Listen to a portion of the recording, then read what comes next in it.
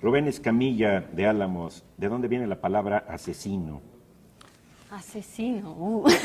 Asesino viene del árabe. Hoy que estamos tan, tan de esa Montones de procedencia. cosas vienen del árabe, ¿eh? Sí.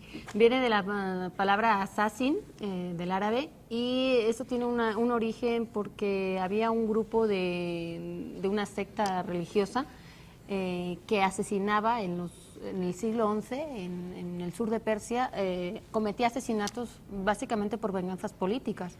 Entonces, lo que hacía su líder, al que llamaban el viejo de la montaña, pues era hacer que consumieran sus seguidores hachís. De hecho, hashish en árabe significa consumidor de hachís, y era porque bajo los efectos de esta droga ellos salían, entonces eran mucho más crueles, eran mucho más violentos y pues atacaban con más fervor. Entonces lo que hacían era un poco heredar esa palabra a todo el que cometía asesinatos. Se le llamaba, tuvo muchas derivaciones y a lo largo de los siglos, y hasta el siglo XIV creo que es que se acuña en español como tal, como asesino.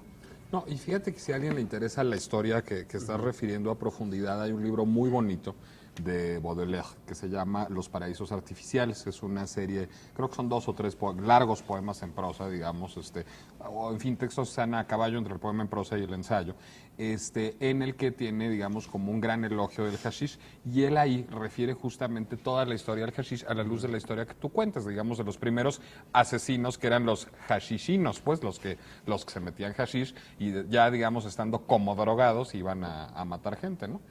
En el Conde de Montecristo también hacen el elogio del hashish muchísimo, ¿no? Y hay, si quieres regala los libros, pero yo quisiera luego agregar algo sobre esta historia de la secta de los asesinos que es muy divertida, ¿no? No, pues agrégale. Bueno, tienen anécdotas curiosas porque cuentan, yo los veo un poco como si fueran el antecedente de todas estas bandas mafiosas o de estos grupos terroristas, porque finalmente estos cuates se dedicaban controlaban un territorio, pero lo controlaban como lo controlaría una banda de mafiosa o terrorista, es decir, no tenían gobiernos formales, pero iban asesinando a todo el mundo y todo el mundo les tenía terror. Incluso no solamente en el Medio Oriente, sino en Europa había reyes que les daban tributo. San Luis, rey de Francia, recibía a sus embajadores con respeto y temor, porque era oponerse a un grupo pues salvaje, eran muy brutales.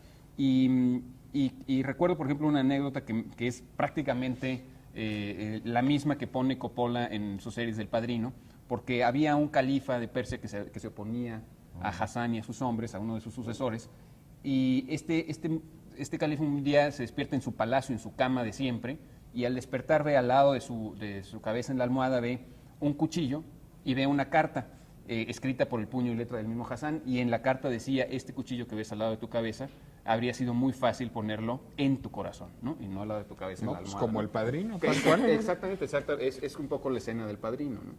Y además Y otras cosas que cuentan viajeros occidentales acerca de la obediencia ciega que le tenían los hombres de Hassan a Hassan.